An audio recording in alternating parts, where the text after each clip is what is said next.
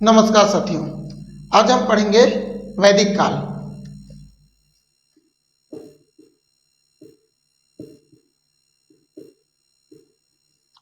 वैदिक काल का अगर मुख्य विभाजन देखें तो दो भागों में विभक्त है।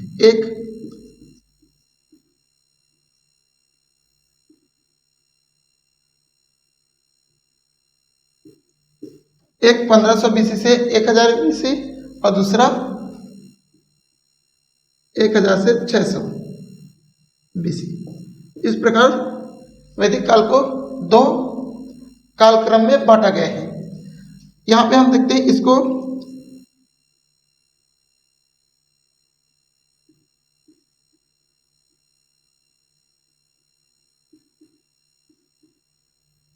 ऋग्वैदिक काल कहा जाता है और इसको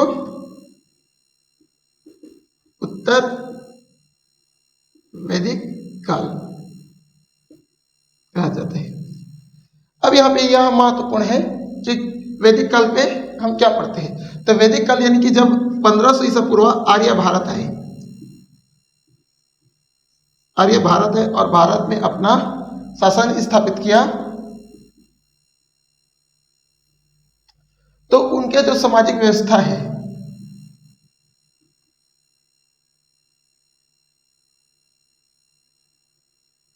सामाजिक व्यवस्था और जनजीवन, इसी को हम वैदिक काल के रूप में देखते हैं। क्योंकि आर्यों की महत्वपूर्ण पुस्तक अगर हम देखें तो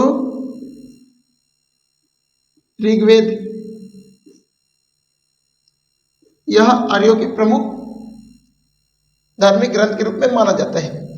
अब हम देखते हैं कि वैदिक काल, तो ऋग्वैदिक काल की खासियत यही है कि इसमें वेदों की रचना हुई। तो भारत में 4 वेद हैं। कौन कौन से? ऋग्वेद, सामवेद, यजुर्वेद और अथर्ववेद।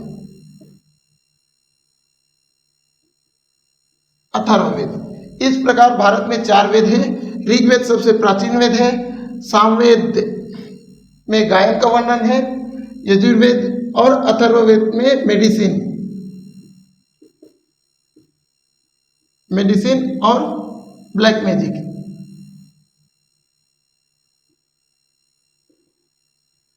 मैजिक का जिक्र है। अब ऋग्वेदिक की कुछ खासियत देखते हैं। तो इसमें क्या होता है?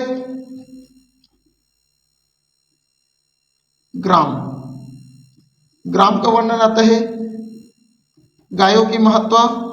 इस काल में गायों को महत्व माना जाता था तथा गायों के लिए युद्ध भी हुआ जाता था। हारने वाले को दर्शयु बनाया जाता था।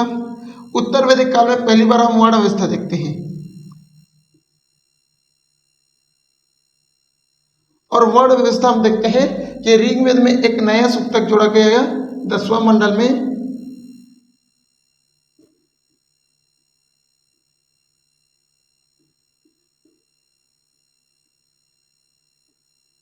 पुरुषपुर सूक्तक, यही पुरुषपुर सूक्तक से हम वर्ण व्यवस्था की आरंभ देखते हैं। फिर इसमें हम देखें तो जो रामायण है, महाभारत है, गीता है, इन सारे का वर्णन हम उत्तर वैदिक में देखते हैं। उत्तर वैदिक की एक और खासियत बात है कि ऋग्वेद में हम देखते हैं कि इंद्र, अग्नि, वायु को महत्वपूर्ण देवता माना गया है। इसमें उत्तर वैदिक में हम देखते हैं तो ब्रह्मा, विष्णु, महेश, इस प्रकार त्रिदेव का आगमन होता है। वैदिक पीरियड की एक महत्वपूर्ण है यज्ञ एक महत्वपूर्ण खासियत है। दान भी दिया जाता था। तो इस प्रकार हम वैदिक पीरियड को इसी टॉपिक्स के तौर पे पढ़ते हैं। धन्यवाद।